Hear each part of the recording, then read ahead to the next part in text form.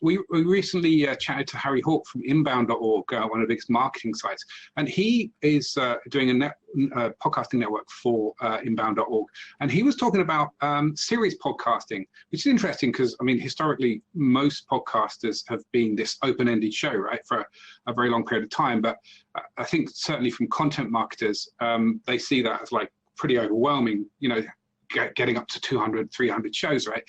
But there seems to be, so especially in the content marketing area, maybe for where companies are getting into podcasting, this whole thing about series podcasting. And it's interesting because obviously Seth Godin did his business startup school and it finished at like 15 episodes, but he still gets loads of people coming in to like get that valuable content off iTunes. I just wondered, maybe Brett, what you thought about series podcasting, because it's less commitment, but it's still getting like that value out there from what you know, right? I think it's more approachable for people too. You're not making a long-term commitment. You're basically tuning in for a season of a TV show. And I think I'm actually working on one right now with Rabbi Eric Linder. We're going to do a mini series on theology and technology. An atheist and a rabbi doing a podcast. And you need to add a Baptist preacher to that. But we're going to start with just a 12 episode kind of a run, and I think that it will be easier for people to jump in on. Like if you go to Systematic and you see there's 151 episodes, it's easy to feel overwhelmed. You're just like, all right, nah, I don't have time to go back and listen to 151 episodes.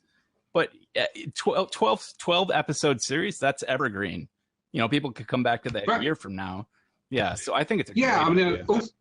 And also Harry Hawk on our interview was saying that it gives them a time to reflect as well at that point as to whether they're going in the right direction, right? Yeah. So if it is, they can continue or become season 2, or if not, they can just switch to another topic. It gives people the flexibility. So it's not that huge overwhelming, like I'm going to have to do like the 500th podcast and stuff. So the other thing it does, and I help podcasters create content. The other thing it does is it helps them do the research and actually produce a better podcast because they've got time to do all of that and then come up with a second season or even the first season. So now things are more tight. They're better, well presented. Structured. And everything is structured and planned and organized. And so it ends up being a better show for the listener as well. I think you're going to see a lot more series coming out than you will 365 podcasts a year. Yeah, it's got to be good for podcasting. Just before I go, I just want to say a great job, Hannah. You've done just a fantastic job hosting tonight. I mean, you're just a fantastic host, and B, you've pulled it together, and you're so personable. I think I can probably speak for most people on this blab that they really felt that this is a super community. I know you said earlier you haven't done many of the blabs. It doesn't come across, and I know you felt like we all do that fear when you're coming on. But I think I might just speak for everybody to say that you've helped us extol a lot of value to everyone. So just wanted to say props to you for a great job tonight, and thank you for everybody contributing. It's been so fun. Thank you so much, and thank you all for showing up. Everyone who's watching, everyone who has watched, and all of our incredible speakers. I just want to say thanks for showing up. This was my first project really here at Blab, and my second ever hosted Blab, and it just it feels good to have a big turnout and to have people embrace it,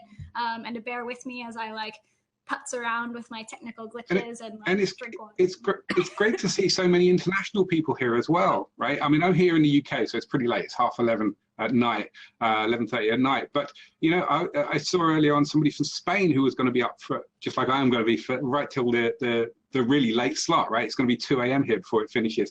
And it's just great to see the international contingency here as well. I think we need to do more for podcasting in Europe. I know we've had the European conference up here in Manchester for New Media Europe. But if there's anybody out there in Europe, connect up on Twitter because we really want to, show the world that the EU's on podcasting as well. Awesome. Well, thank you so much for dropping in. All right. Have a great night, everybody. You too.